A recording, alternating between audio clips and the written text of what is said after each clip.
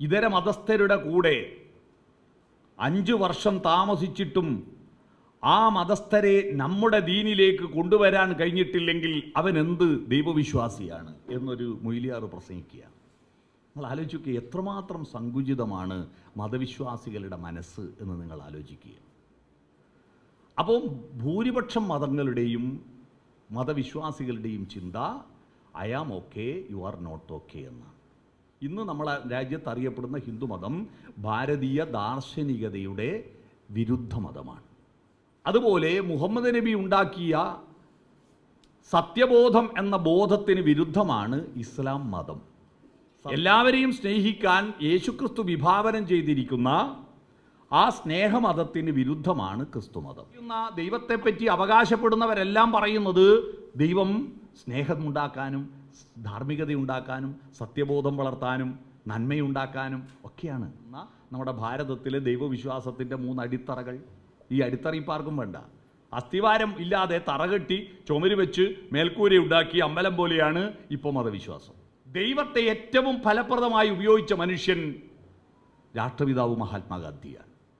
എൻ്റെ ദൈവം, എൻ്റെ പാർട്ടി, എൻ്റെ മതം, എൻ്റെ ജാതി എന്ന അവസ്ഥ നമ്മുടെ ഭാരതത്തിലെ സ്വാർത്ഥ ചിന്താഗതിയുടെ ഫ്യൂഡലിസം സംഭാവന ചെയ്തിരിക്കുന്ന ഒരു വലിയ വൃത്തികെട്ട ചിന്തയാണ്, എൻ്റേത് മാത്രം എന്ന്. നമ്മുടെ രാജ്യത്ത് ഏറ്റവും കൂടുതൽ ആളുകൾ ഏത് മനോഭാവത്തിൽ ജീവിക്കുന്നവരാണെന്നറിയുമോ? I am okay, you are not okay എന്ന മനോഭാവമാണ്. എന്നാൽ മതനിരപേക്ഷതയുടെ അടിസ്ഥാന ഭാവം I am okay, you are okay എന്നതാണ്.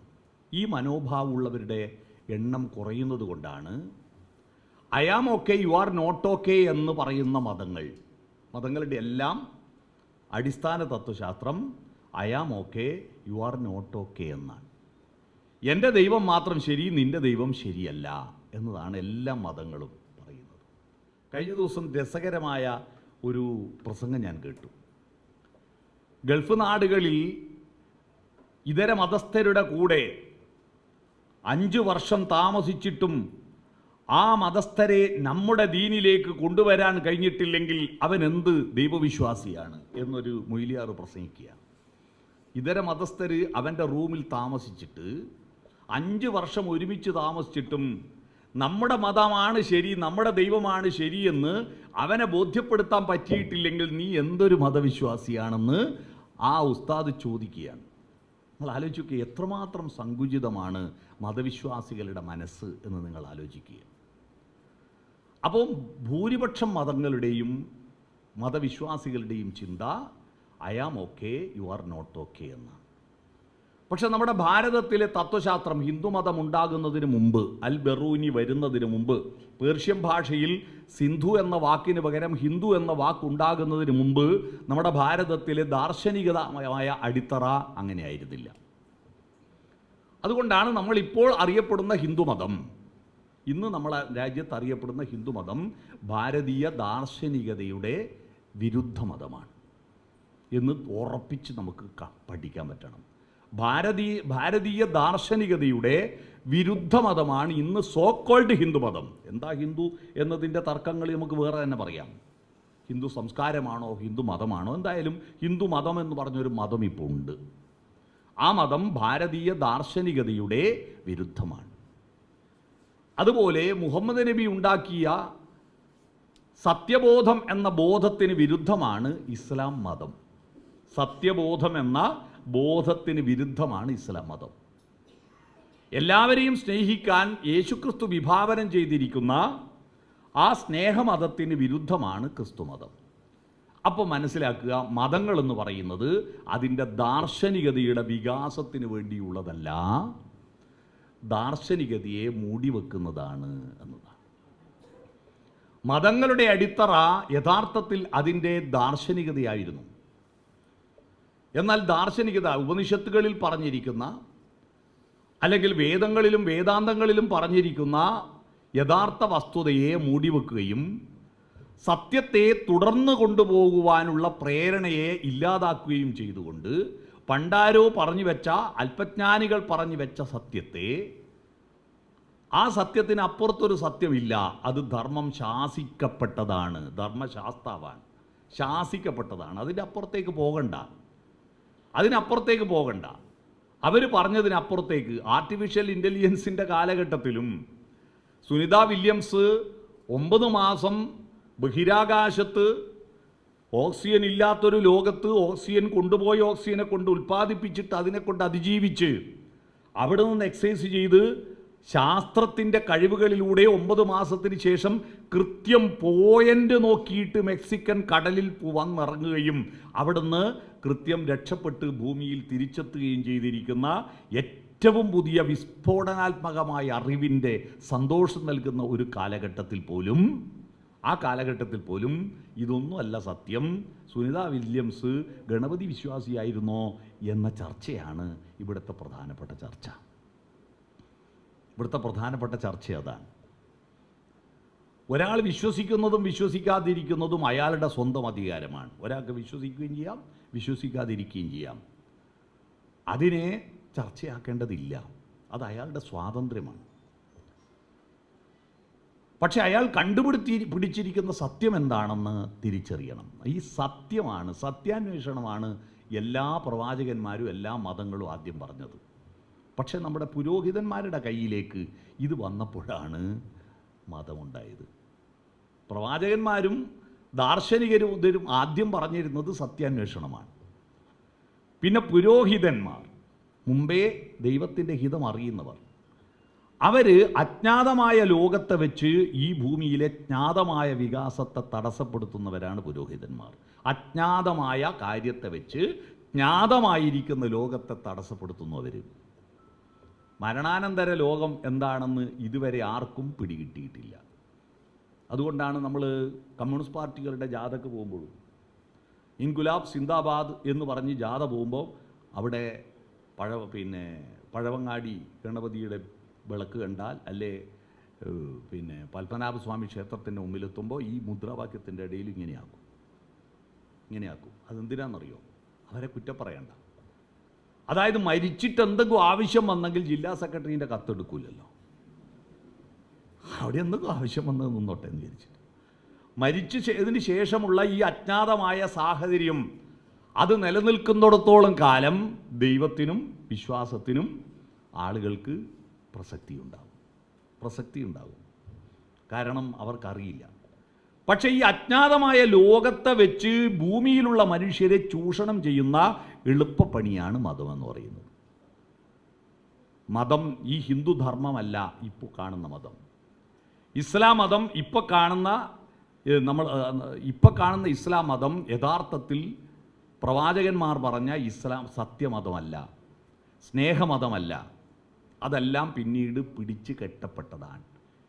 തുടർച്ചയായ വികാസ പ്രക്രിയയാണ് മനുഷ്യൻ്റെ പ്രത്യേകത. വിഷ്ണു എന്ന പദത്തിൻ്റെ അർത്ഥം പോലും ഒരു ഹിന്ദുവിനും അറിയില്ല. എന്താണ് വിഷ്ണു? ഷ്ണു എന്ന ശബ്ദം താല്പര്യമുള്ളവൻ എന്നാണ്. ജിഷ്ണു എന്നൊക്കെ കേട്ടിട്ടില്ലേ? ജയത്തോട് താല്പര്യമുള്ളവൻ ജിഷ്ണു. വിശേഷപ്പെട്ട ജയത്തോട് താല്പര്യമുള്ളവനാണ് വിഷ്ണു. സ്ഥിതികാരകനായ വിഷ്ണുവിന് നിരന്തരം പ്ലസ്സാക്കിയിട്ട് നമ്മുടെ ബുദ്ധിയെ വളർത്തി കൊണ്ടുപോകാൻ താല്പര്യമുണ്ടാക്കുന്നവനെയാണ് വിഷ്ണു എന്ന് പറയാം. നമ്മുടെ ബുദ്ധിയെ നിരന്തരം വളർത്തിക്കൊണ്ടുപോകാൻ താല്പര്യമുണ്ടാക്കുന്നവൻ വിഷ്ണുവാണ്. പക്ഷെ ആ വിഷ്ണുവിനെ ആരാധിക്കുന്ന മനുഷ്യർ വിഷ്ണുവിൻ്റെ അവതാരങ്ങൾ പരിണാമദശയുടെ പ്രതീകമായിട്ട് അവതരിപ്പിക്കുമ്പോൾ അവരതിനെ എതിർക്കുന്നു. വെള്ളത്തിലുണ്ടായ ജീവൻ അല്ലേ, മത്സ്യാവതാരമാണ് ആദ്യം ഉണ്ടായത്. ദേവി കന്യാകുമാരി എന്ന് പറഞ്ഞൊരു സിനിമയുണ്ടായിരുന്നു പണ്ട്. ആ സിനിമയിൽ മാധുരി പാടിയ അതിമനോഹരമായൊരു പാട്ടുണ്ട്. പഴയ സിനിമാ പാട്ടുകളുടെ ഒരു പ്രത്യേകത നല്ല അർത്ഥമുള്ള നല്ല സാഹിത്യമുള്ള പാട്ടായിരിക്കും, പക്ഷേ രംഗം മഹാബദ്ധായിരിക്കും. രംഗം ഒരു രസം ഉണ്ടാവില്ല. എനിക്ക് ഏറ്റവും ഇഷ്ടപ്പെട്ട പാട്ട് ആറാട്ടിനാനകൾ എഴുന്നള്ളി എന്ന ആ പാട്ട് കേൾക്കുമ്പോൾ ഒരു ഉത്സവത്തിൻ്റെ സകലമായ ആഡംബരങ്ങളുണ്ട് അതിലെ പാട്ടിൽ. ഞാൻ ആ യൂട്യൂബിൽ നിന്ന് ആ പാട്ട് ഡൗൺലോഡ് ചെയ്ത് നോക്കുമ്പോൾ നസീറും ജയഭാരതിയും ഒരു മരത്തിൻ്റെ ചുവട്ടിൽ നിന്ന് കയ്യും പിടിച്ചിട്ട് ആറാട്ടിന് അതേ ഉള്ളു, വേറെ ഒന്നുമില്ല, ഒരു ആനയുമില്ല, ഒരാറാട്ടുമില്ല. എന്നാൽ ദേവി കന്യാകുമാരി എന്ന് പറഞ്ഞ സിനിമയിൽ മാധുരി പാടിയ പാട്ട് കണ്ണാന്ന് പറഞ്ഞൊരു പാട്ടുണ്ട്, അതിമനോഹരമായി അന്നത് ചിത്രീകരിച്ചു. അന്ന് ഇത്രയും സാങ്കേതിക വിദ്യയൊന്നും ഇല്ലാത്ത കാലത്ത് എങ്ങനെയാണ് ഒരു കട്ടമരത്തിൽ തുഴഞ്ഞു പോകുന്ന ആ പെൺകുട്ടിയെ ചിത്രീകരിച്ചത് ഞാനിപ്പോഴും അത്ഭുതപ്പെടുക. എത്ര സുന്ദരമാണെന്നറിയോ ആ രംഗം. ആ പാട്ടിൻ്റെ രംഗത്തിൽ നീ പണ്ടൊരു പൂത്തിമിങ്കിലമായി അന്ന് നിന്റെ യൗവനം തുഴഞ്ഞു വന്ന നീരാഴി എന്നൊരു വരിയുണ്ട്. മത്സ്യാവതാരമെടുത്ത കണ്ണനെക്കുറിച്ചാണ് പറയുന്നത്. അതിൽ തന്നെ പരശുരാമനെക്കുറിച്ച് പറയുന്നുണ്ട്. നീ പണ്ടൊരു മുനികുമാരനായി അന്ന് നിന്റെ വെൺമഴു പറന്നു വീണ നീരാഴി എന്ന് പറയുന്നുണ്ട്. മത്സ്യവും കൂർമ്മവും വരാഹവും ഒക്കെ പരിണാമദശയുടെ പ്രാകൃത സങ്കല്പങ്ങളാണെന്ന് പറഞ്ഞാൽ അത് ദേഷ്യം വരും. ആർക്ക്? വിഷ്ണു ഭക്തന്മാർക്ക് ദേഷ്യം വരും. ആ പ്രാകൃത സങ്കല്പങ്ങളിൽ പക്ഷേ വളരെ മനോഹരമായ അന്നത്തെ കാലഘട്ടത്തിൽ നമുക്ക് രാമായണത്തെ പറ്റി ഒരുപാട് വിമർശനങ്ങൾ ഉണ്ടാകാം. എങ്കിലും അന്നത്തെ കാലഘട്ടത്തിൽ ധാർമ്മികതയുടെ മനുഷ്യത്വത്തിലേക്കുള്ള മൃഗീയാവസ്ഥയിൽ നിന്ന് മനുഷ്യത്വത്തിലേക്കുള്ളൊരു മാറ്റം, കൊല്ലുക എന്നതായിരുന്നു മൃഗീയാവസ്ഥ, കൊല്ലരുത് എന്നതായിരുന്നു രാമായണത്തിൻ്റെ അവസ്ഥ, അല്ലേ? മാനുഷാദ, കൊല്ലരുത് എന്ന് തുടങ്ങുന്നതാണ് ഇവിടുത്താണ് മനുഷ്യത്വം ഉണ്ടാവുന്നത്. അതാണ് രാമായണം. രാമായണം പഠിച്ചിട്ട് എന്താണ് അതിൽ നിന്ന് മനസ്സിലാക്കേണ്ടത്? കൊല്ലരുത് എന്നാണ്. എന്നാൽ രാമൻ്റെ പേരിൽ ഇന്ത്യയിൽ എത്രയാളെ കൊന്നു എന്നറിയോ? എത്രയാളെ കൊന്നു? കൊല്ലരുത് ധാർമ്മികതയാണ്. ഒരു പെണ്ണിന് എത്രയും ഭർത്താവും ഒരു ഭർത്താവിന് എത്രയും ഭാര്യയും ആകാം എന്ന സാഹചര്യം ഉണ്ടായിരുന്നല്ലോ നമ്മൾ, അല്ലേ? ഇണചേർന്ന് രമിക്കലാണ് ജീവിതമെന്ന് ധരിച്ചിരുന്നെന്ന് മാറിയിട്ട് ദശരഥനിലെത്തുമ്പോഴേക്ക് 3 ഭാര്യയായിട്ട് ചുരുങ്ങി. രാമനിലെത്തുമ്പോഴേക്ക് ഒറ്റ ഭാര്യയായി ചുരുങ്ങി. അവളെ 10 തലയുള്ളവൻ കടൽ കടത്തി കൊണ്ടുപോയാലും മറ്റൊന്നും അന്വേഷിച്ചില്ല. അന്ന് രാമൻ സുന്ദര കളേബരനാണ്, രാജകുമാരനാണ്. ഒന്ന് മാട്രിമോണിയിൽ കൊടുത്തെങ്കിൽ 1000കണക്കിന് പ്രപ്പോസൽ കിട്ടുമായിരുന്നു. എന്നാൽ അതൊന്നും നോക്കാതെ ആ അഗ്നിസാക്ഷിയായി വിവാഹം കഴിച്ച ആ പെണ്ണിനെ തേടി പോകാനുള്ള ഇച്ഛാശക്തി, അതാണ് രാമൻ്റെ അയനം. അതാണ്. അപ്പോൾ ധാർമ്മികതയിലേക്കുള്ള മാറ്റമാണ് ആ കാവ്യം നമ്മളോട് പറയുന്നത്. ആ ധാർമ്മികതയിൽ നിന്ന് പിന്നെ കുറച്ചുകൂടി വികസിച്ചിട്ട് പരശുരാമൻ്റെ കഥ ശിലായുഗത്തിൽ നിന്ന് ലോഹയുഗത്തിലേക്കുള്ള മാറ്റം. ധാർമ്മികതയിൽ നിന്ന് കുറച്ചുകൂടി വികസിച്ചിട്ട് കലപ്പയേന്തി കൃഷി ചെയ്യുന്ന ആളാണ് ബലരാമൻ. അത് കുറച്ചുകൂടി കഴിയുമ്പോൾ പ്രകൃതിയെ ശാസ്ത്രീയമായി നിരീക്ഷിക്കുന്ന ഒരാളാണ് കൃഷ്ണൻ എന്ന് നമുക്ക് വ്യാഖ്യാനിക്കാം. മാധവ് ഗാഡ്ഗിൽ പശ്ചിമഘട്ടമുള്ളത് കൊണ്ടാണ് കേരളത്തിൽ മഴ പെയ്യുന്നതെന്ന് പറഞ്ഞതുപോലെ ഗോവർദ്ധന പർവ്വതമുള്ളത് കൊണ്ടാണ് അമ്പാടിയിൽ മഴ പെയ്യുന്നത് എന്നല്ലേ കൃഷ്ണൻ പറഞ്ഞത്. അതുകൊണ്ട് ദേവേന്ദ്രനെ പൂജിച്ചിട്ട് കാര്യമില്ല. യാഗയജ്ഞങ്ങൾ ഇപ്പോൾ മഴ പെയ്യാൻ കേരളത്തിൽ പോലും അതിരാത്രം നടന്നു, നിങ്ങളറിയണം. അത് കൃഷ്ണവിരുദ്ധമാണ്. അതിരാത്രം കൃഷ്ണവിരുദ്ധമാണ്. കാരണം കൃഷ്ണൻ പറഞ്ഞത് ദേവേന്ദ്രനൊന്നുമല്ല മഴ പെയ്യിക്കുന്നത്, ഗോവർദ്ധന പർവ്വതം ഉള്ളത് കൊണ്ടാണ്. അതുകൊണ്ട് പൂജിക്കേണ്ടത് ഗോവർദ്ധനത്തെയാണ് എന്ന് പറഞ്ഞല്ലോ. പുഴയെ മലിനമാക്കരുത്. കാളിന്തിയെ ചാലിയാറിനെ വിഷം കലർത്തുന്ന മാവൂർ ഗോൾഡൻസിനെതിരായിട്ടുള്ള സമരമായിരുന്നല്ലോ കാളിയനെതിരെയുള്ള സമരം. സൗന്ദര്യബോധം, രസങ്ങൾ കൊണ്ടുള്ള രാസലീല. അപ്പം മനുഷ്യൻ്റെ വികാസ പ്രക്രിയയിൽ അവൻ്റെ ആന്തരികമായ ദാർശനികതയുടെയും തൊഴിലിൻ്റെയും അല്ലെ കൃഷിയുടെയും സൗന്ദര്യബോധത്തിൻ്റെയും വികാസത്തെ ആയിട്ട് നമുക്ക് ഈ പുരാണങ്ങളെ വ്യാഖ്യാനിക്കുന്നതിന് പകരം അത് മുഴുവൻ അന്ന് പറഞ്ഞതെല്ലാം ശരിയെന്ന് പറഞ്ഞ് അതൊക്കെ വെറുതെ ഉള്ള ലീലകളാക്കി അവതരിപ്പിച്ചു. യാഥാർത്ഥ്യമല്ല, അത് വെറും ലീലയാണ്. ചലനം ചലനം എന്നൊരു പാട്ടില്ലേ വയലാർ എഴുതിയത്? മുനിമാർ പണ്ട് പറഞ്ഞു വാഴ്വേ മായം. അതിലൊരു വരിയ ഈ യുഗം സൃഷ്ടിച്ച മനുഷ്യൻ പറഞ്ഞു വാഴ്വേ സത്യം.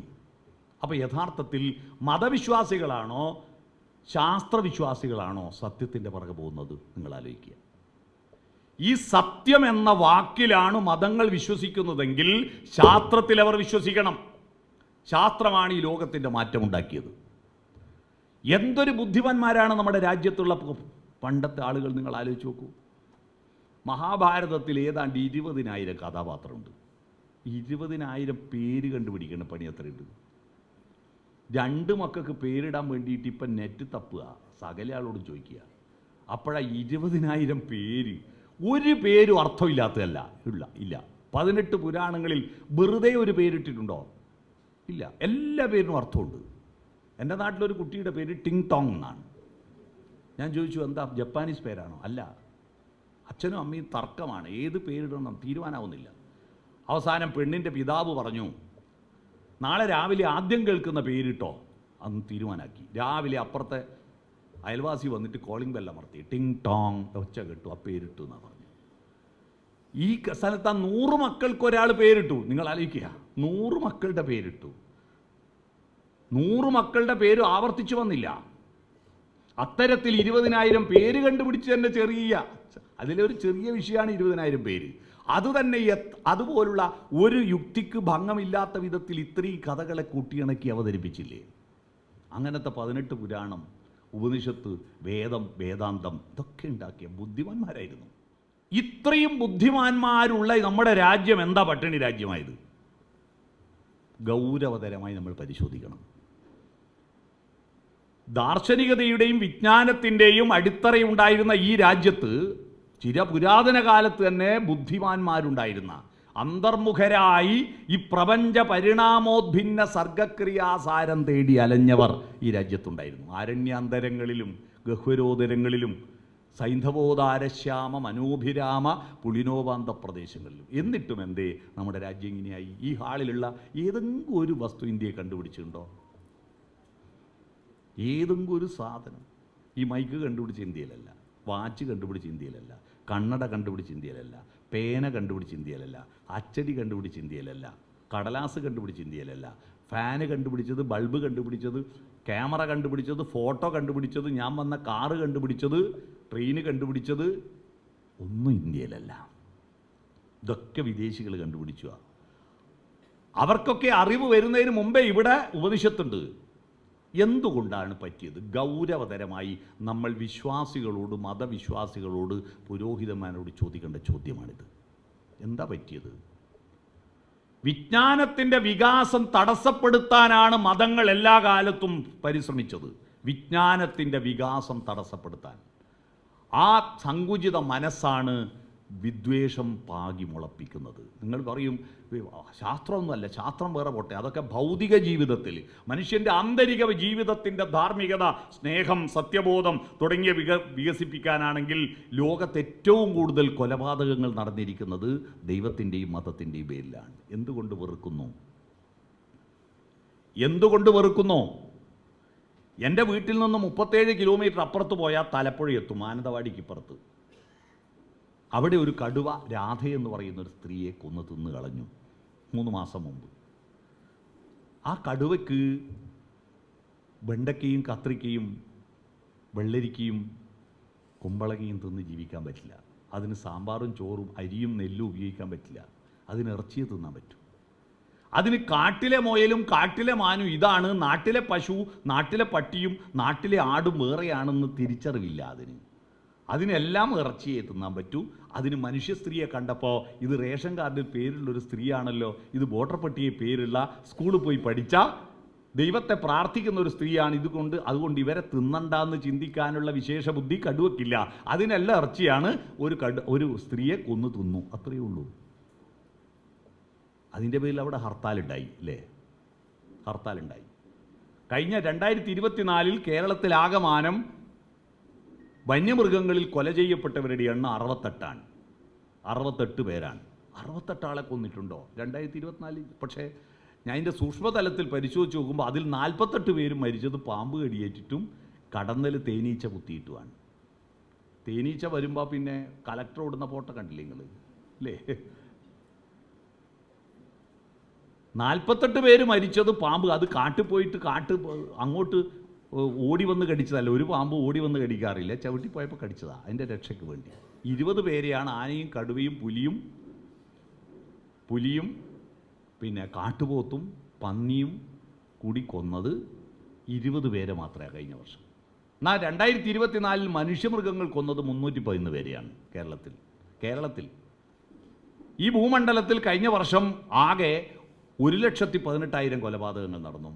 മൃഗങ്ങൾ കൊന്നല്ല, മനുഷ്യർ കൊന്നു. ഈ ഭൂമണ്ഡലത്തിൽ ഇത്രയും ദൈവങ്ങളും ഇത്രയും പ്രാർത്ഥനകളും ഇത്രയും പള്ളിയും ആരാധനാലയങ്ങളും വളരുമ്പോൾ ഇന്ത്യയിൽ 7,18,000 അമ്പലങ്ങളുണ്ട്. അറിയാമോ? ഇന്ത്യയിൽ 7,18,000 അമ്പലങ്ങളുണ്ട്. പിന്നെ മുസ്ലിം പള്ളികൾ 1,89,000 മുസ്ലിം പള്ളികളുണ്ട് ഇന്ത്യയിൽ. 1,89,000. ചർച്ചുകൾ 27,000 ചർച്ചുകളുണ്ട് ഇന്ത്യയിൽ. 27,000. ബാക്കി ചാപ്പൽ മറ്റുള്ളതൊന്നും കൂട്ടിയില്ല. സറാമ്പീൻ്റെ കണക്കൊന്നുമല്ല, വെറും ശരിയായ മോസ്ക്. ഇത്രയും ആരാധനാലയങ്ങളുള്ള നമ്മുടെ രാജ്യത്ത്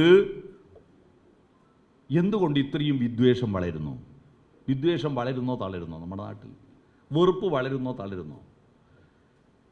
ദൈവത്തെപ്പറ്റി പറയുന്ന, ദൈവത്തെപ്പറ്റി അവകാശപ്പെടുന്നവരെല്ലാം പറയുന്നത് ദൈവം സ്നേഹമുണ്ടാക്കാനും ധാർമ്മികതയുണ്ടാക്കാനും സത്യബോധം വളർത്താനും നന്മയുണ്ടാക്കാനും ഒക്കെയാണ്. ശിവം, സത്യം അന്വേഷിക്കുക, നന്മ ചെയ്യുക, ശിവം ചെയ്യുക, സൗന്ദര്യബോധം ഉണ്ടാക്കുക. അതാണല്ലോ സത്യം, ശിവം, സുന്ദരം എന്ന നമ്മുടെ ഭാരതത്തിലെ ദൈവവിശ്വാസത്തിൻ്റെ 3 അടിത്തറകൾ. ഈ അടിത്തറ ഇപ്പോൾ ആർക്കും വേണ്ട. അസ്ഥിവാരം ഇല്ലാതെ തറകെട്ടി ചുമര് വെച്ച് മേൽക്കൂര ഉണ്ടാക്കി അമ്പലം പോലെയാണ് ഇപ്പോൾ മതവിശ്വാസം. അസ്ഥിവാരം ഇല്ലാതെ നിൽക്കില്ലല്ലോ അത്. അതുപോലെയാണ് ഒരമ്പലത്തിലും ദാർശനിക ചർച്ചകളില്ല, ഒരമ്പലത്തിലും ഗൗരവതരമായി ഒന്നും ചിന്തിക്കുന്നില്ല. രാമായണമാ. ഞാൻ കഴിഞ്ഞ 2-3 മാസം മുമ്പ് പിന്നെ കുവൈറ്റിലൊരു പരിപാടിക്ക് ഒരു ശ്രീനാരായണ ദർശനങ്ങളെ പറ്റിയുള്ള ഒരു സെമിനാറിൽ പ്രസംഗിക്കാൻ പോയി കുവൈറ്റിൽ. അവിടെ എത്തിയപ്പോൾ എല്ലാ രാജ്യക്കാരും കൂടി ചേർന്നിട്ടുള്ളൊരു പാർട്ടി ഭക്ഷണം ഉണ്ടായിരുന്നു. ആ ഭക്ഷണത്തിൽ ഞാൻ പോയപ്പോൾ എല്ലാവരും എന്നെ തന്നെ തുറച്ചു നോക്കുന്നത് ഞാൻ പേടിച്ചു പോയി. പിന്നെ മനസ്സിലായത് ഞാൻ മുണ്ടെടുത്തുകൊണ്ടാണ് അവരിങ്ങനെ നോക്കിയെന്നാണ്. മുണ്ടവർ കാണാറില്ല. മലയാളികൾ പോലും അവിടെ റൂമിനകത്തേ മുണ്ടെടുക്കൂ, പുറത്ത് പാൻറ്റേ കൊടുക്കൂ. ഞാൻ മുണ്ടെടുത്തപ്പോൾ അവർക്ക് ഭയങ്കര ഇഷ്ടമായി. മുണ്ടിൻ്റെ കൂടെ അവർ സെൽഫിയൊക്കെ എടുത്തു. അവർക്ക് ഏറ്റവും വലിയ അത്ഭുതം വന്നത്, ഞാനവിടെ താമസിച്ച ഹോട്ടലിൻ്റെ സ്വിമ്മിംഗ് പൂളിൽ അവിടെ കുളിക്കാൻ വേണ്ടി ഇറങ്ങുമ്പോൾ അവരെല്ലാം റൂമിൽ നിന്ന് അഴിച്ചു മാറ്റിയിട്ട് പുതിയ ഡ്രസ്സ് ഇട്ടിട്ട് ഇറങ്ങും. ഞാൻ കൊളക്കരയിൽ നിന്ന് മുണ്ടയക്കലും തോർത്തുടുക്കലും ഒരേ സമയത്ത് ചെയ്യുന്ന സാങ്കേതിക വിദ്യ അവർക്കറിയില്ല. നമ്മൾ തോർത്ത് ചുറ്റിയിട്ട് മുണ്ട് ചുട്ടി വലിക്കുന്നൊരു പരിപാടിയില്ല. അവർ അത്ഭുതത്തോടെ നോക്കുക. അഴിക്കലും ഉടുക്കലും ഒരേ സമയത്ത് ചെയ്യുന്ന സാങ്കേതിക. അവിടെ നിന്ന് ഒരു കാനഡക്കാരനെ പരിചയപ്പെട്ടു. കാനഡക്കാരൻ പറഞ്ഞു, ഞാൻ കേരളത്തിലാന്ന് പറഞ്ഞപ്പോൾ ദി ലാൻഡ് ഓഫ് കഥകളി. അദ്ദേഹം കഥകളി കാണാൻ വേണ്ടി എല്ലാ കൊല്ലവും 5 ലക്ഷം ഉറുപ്പികയും ചിലവാക്കി എല്ലാവരും കൊല്ലം ഇവിടെ വരും കഥകളി കാണാൻ. അത്ര ഇഷ്ടമായേക്ക് കഥകളിയെ. രണ്ടാമത്തെ കാര്യം, വായനയ്ക്ക് വേണ്ടി 1 മാസം നീക്കി വെച്ചവരല്ലേ നിങ്ങൾ? അദ്ദേഹം പറയാം, വായനയ്ക്ക് വേണ്ടി 1 മാസം. ഞാൻ അത്ഭുതപ്പെട്ടു. അതിപ്പോൾ നമ്മളറിയില്ലല്ലോ. അപ്പോൾ ഞാൻ ഒരുപാട് കാലം ലൈബ്രറി കൗൺസിൽ, പിന്നെ മനസ്സിലായി രാമായണ മാസം കർക്കടകം. ഇവിടുത്തെ സത്യം നമുക്കറിയാലോ. കർക്കടകം 31-ാം തീയതി ഇത്യധ്യാത്മരാമായണേ ഉമാമഹേശ്വര സംവാദേ യുദ്ധകാന്ഡം സമാപ്തം എന്ന് പറഞ്ഞ പൂട്ടിയാൽ പിന്നെ അടുത്ത 11 മാസം ഒരക്ഷരം വായിക്കാത്ത ടീമായത് ഈ വായിക്കുന്നവർ. അതുമാത്രമല്ല, അമ്പലങ്ങളിൽ രാമായണ പാരായണം നടക്കുമ്പോൾ നിങ്ങൾ ശ്രദ്ധിച്ചിട്ടുണ്ടോ? കമ്മിറ്റി പ്രസിഡന്റ് പോലും കേൾക്കില്ല. ഇതാര് കേൾക്കാനാ? മൈക്കിൻ്റെ കോളാമ്പി നേരെ ദൈവത്തിനെ കൊള്ളേ. ദൈവം ഇത് കേട്ടിട്ട് നന്നാവാൻ, ദൈവത്തെ കേൾപ്പിക്കാനാണ്. ദൈവത്തെ കേൾപ്പിക്കാനാണ്. ഒരാളുടെ പേര് ഒരാളുടെ മുഖത്ത് നോക്കി 1000 തവണ ഒരാളുടെ മുഖത്ത് നോക്കിയിട്ട് പറഞ്ഞാൽ അയാൾക്ക് ഭ്രാന്തളിപ്പോയില്ലേ? ദൈവത്തിന് ഇങ്ങനെ 1000കണക്കിന് തവണ പേര് പറഞ്ഞാൽ ദൈവത്തിന് സന്തോഷമാകുന്ന ഏതെങ്കിലും ദൈവ വീഡിയും പറഞ്ഞോ? തെറ്റിദ്ധരിപ്പിച്ചതല്ലേ? ഒരാളെ വിളിച്ചാൽ എന്താ കാര്യം പറയണ്ടേ? ഒരാളെ വിളിച്ച് സുമൻ ചേട്ടാന്ന് ഞാൻ വിളിക്കുന്നു. സുമൻ ചേട്ടാ എന്തോ? ഒന്നുമില്ല. അങ്ങനെ വിളിക്കാവൂ? പറ്റിക്കലല്ലേ? ദൈവത്തെ ഇങ്ങനെ വിളിക്കുക? ഒന്നുമില്ല, വെറുതെ വിളിക്കുക. ഇതൊക്കെ ഒരു യുക്തിയില്ലാത്ത സംവിധാനമാണ്. എന്ന് പറഞ്ഞാൽ നമ്മുടെ നിരീശ്വരവാദത്തിൻ്റെ യുക്തിബോധമല്ല ഞാൻ പറയുന്നത്, സാമാന്യ യുക്തിബോധത്തിന് നിരക്കാത്തതാണ്.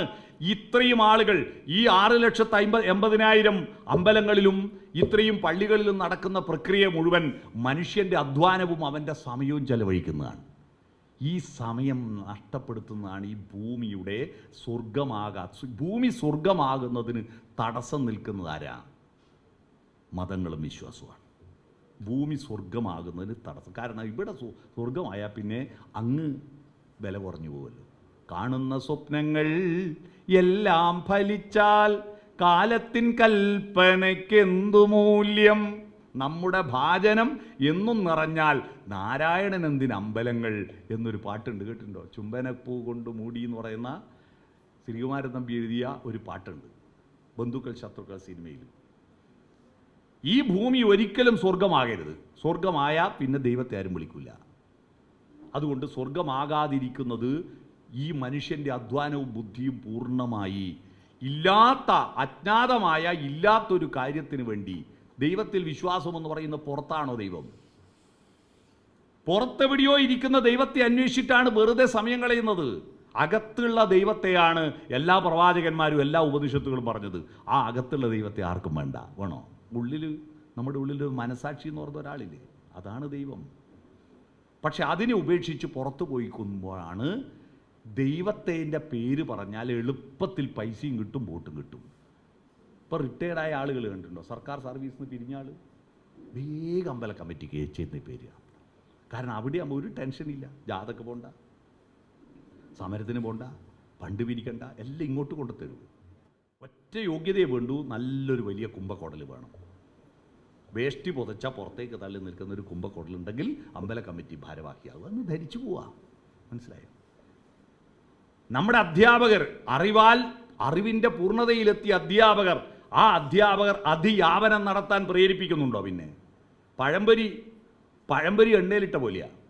വീഴുന്നത് വരെ പിശു ഒച്ചയുണ്ടാവും. വെന്ത് കഴിഞ്ഞാൽ പിന്നെ നിശബ്ദമായി കിടക്കും. അതുപോലെയാണ് നമ്മുടെ അധ്യാപകർ. പൂർണ്ണതയിലെത്തുമ്പോൾ 56-ാമത്തെ വയസ്സ് പിന്നെ ഇവർ ഇതുവേടിയും കാണുന്നില്ല. അവരെല്ലാം ഭജനമിരിക്കുക. അവരൊന്നും നോളജ് അല്ല. എന്താ നോളജ്? നോളജ് എന്ന് പറയുന്ന ഒരു ഇൻഫർമേഷൻ നോളജ് ആവണമെങ്കിൽ അതിന് 3 ഘടകങ്ങൾ വേണമെന്നാണ് പറയുന്നത്. 1, അത് സത്യമായിരിക്കണം. 2, അതിന് യുക്തി ഉണ്ടായിരിക്കണം. ഇന്ന് ബുധനാഴ്ചയാണെന്ന് നിങ്ങൾ വെറുതെ പറഞ്ഞാൽ പോരാ, അതിന് യുക്തി പറയണം. ഇന്നലെ ചൊവ്വാഴ്ച ആയതുകൊണ്ടും നാളെ വ്യാഴാഴ്ച ആയതുകൊണ്ടും ഇന്ന് ബുധനാഴ്ചയാണെന്ന് പറഞ്ഞ് ബോധ്യപ്പെടുത്താൻ പറ്റണം. 3-ാമത്തെ കാര്യം, ആ കാര്യത്തിൽ എനിക്ക് വിശ്വാസം വേണം. ഇത് ശരിയാണെന്ന് എനിക്ക് വിശ്വാസം വേണം. ഈ 3 കാര്യം ചേരുമ്പോഴേ നോളജ് ഉണ്ടാവും. നമ്മുടെ അധ്യാപകരിൽ മഹാഭൂരിപക്ഷവും നോളജിൽ വിശ്വസിക്കുന്നില്ല.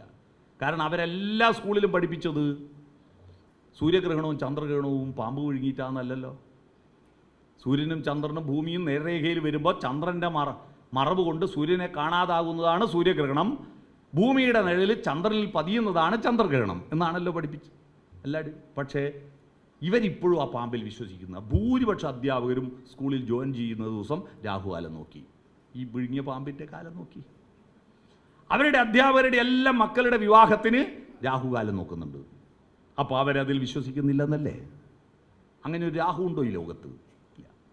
അതാണ് ഞാൻ പറഞ്ഞത്, അജ്ഞാതമായിരിക്കുന്ന കാര്യത്തെ, ഒരു പിടിയില്ലാത്ത കാര്യം നമുക്ക് ബുദ്ധി തന്നിരിക്കുന്ന എന്തിനാ?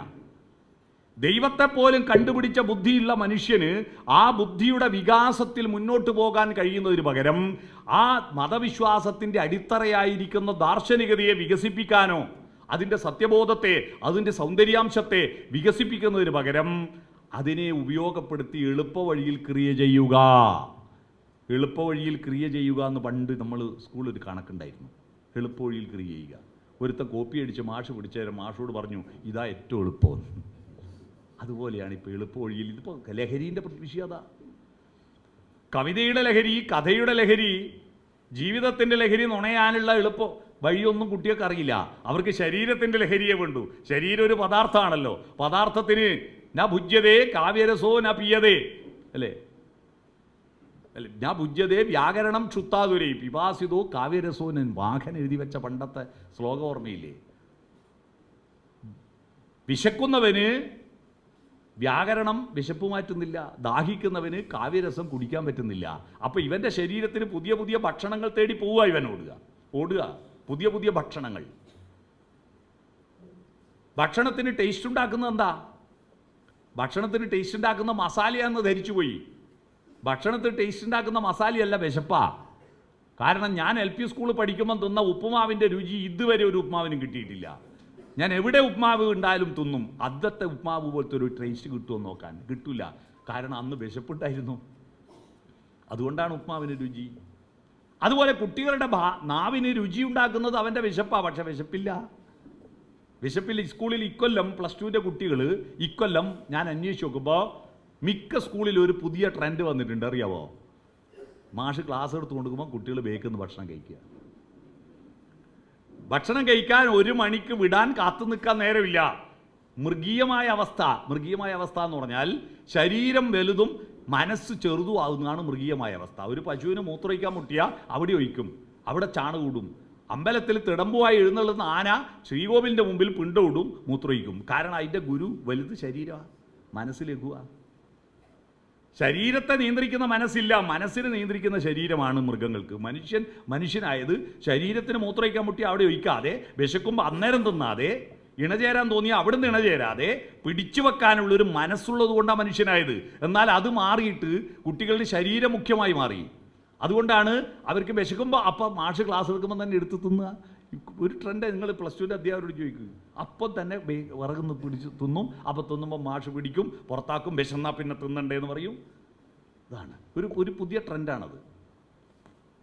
ആ ശരീരത്തെ തൃപ്തിപ്പെടുത്താൻ, ശരീരം ഒരു പദാർത്ഥമാണല്ലോ, പദാർത്ഥത്തിന് 3 അവസ്ഥയേ ഉള്ളൂ: ഖരം, ദ്രാവകം, ബാധകം. അതാണ് ഖരം MDMA, ദ്രാവകം മദ്യം, ബാധകം പുക. ഇതിൻ്റെ പുറകെ പോകുന്നതിൻ്റെ കാര്യം ഇതാ. ഈ ശരീരത്തെയാണ് തൃപ്തിപ്പെടുത്തേണ്ടത്. 11 മണിക്ക് 12 മണിക്കൊക്കെ കുട്ടികൾ വിശന്നാൽ അപ്പോൾ ബൈക്കും എടുത്ത് പോവാ പാതിര തട്ടുകടകളിലേക്ക്. അത്തരത്തിൽ ഈ ശരീര കേന്ദ്രീകൃതമായി മനസ്സിനെ ഡീലിറ്റാക്കി വെച്ചിരിക്കുന്ന ഒരു സാഹചര്യത്തിൽ അവരുടെ മനസ്സിനെ മതിപ്പിക്കുന്ന ലഹരിയെപ്പോലെ മറ്റൊരു ലഹരിയായിട്ട് ദൈവവിശ്വാസത്തെ ഉപയോഗപ്പെടുത്തിയാൽ എളുപ്പ വഴിയാണ്, എളുപ്പ വഴിയിൽ ക്രിയ ചെയ്യലാണ്. മതത്തിൻ്റെ പേര് പറഞ്ഞാൽ മതം രാഷ്ട്രീയത്തിൽ ഇടപെടുന്നതിൽ പോസിറ്റീവായിട്ടും നെഗറ്റീവായിട്ടും ഇടപെടാം. ഇന്ത്യൻ രാഷ്ട്രീയത്തിൽ ദൈവത്തെ ഏറ്റവും ഫലപ്രദമായി ഉപയോഗിച്ച മനുഷ്യൻ രാഷ്ട്രപിതാവ് മഹാത്മാഗാന്ധിയാണ്. ഇന്ത്യയിൽ ഞായറാഴ്ച കോൺഗ്രസ് എന്ന് പറഞ്ഞ് നടക്കുന്ന ഇന്ത്യയിലെ സ്വാതന്ത്ര്യ സമര പ്രസ്ഥാനം വക്കീലന്മാരും ഡോക്ടർമാരും ബുദ്ധിജീവികളും മാത്രമായിരുന്നു. സാധാരണക്കാർക്ക് എന്ത് സ്വാതന്ത്ര്യം? അവരുടെ ഹൃദയത്തിൽ ഒരു ദൈവമുണ്ട്. ആ ദൈവത്തെ പിടിച്ചിട്ടാണ് രഘുപതി രാഘവ രാജാറാം. ആ രാമനെ അദ്ദേഹം ഉപയോഗിച്ചത് ഹിന്ദു എന്ന മതത്തിൻ്റെ ഡൊമിനേഷൻ ഭാരതത്തിലെ ഭരണകൂടത്തിൽ വരാതിരിക്കാനാണ്. ആ മതത്തിലെ ദൈവത്തെ അദ്ദേഹം ഉപയോഗിച്ചത്, അല്ലേ? സവർക്കറിൻ്റെ ഇസം വിജയിക്കാതിരിക്കാനാണ് ഗാന്ധി രാമനെ ഉപയോഗിച്ചത്. രാമനെ ഉപയോഗിച്ചപ്പോഴാണ് ജനങ്ങൾ ഹേറാം ഹേറാം എന്ന് പറയുന്ന, റാം റാം ബാബുജി എന്ന് പറയുന്ന ജനങ്ങളെല്ലാം സ്വാതന്ത്ര്യ സമരത്തിൽ അണിയേർന്നത്.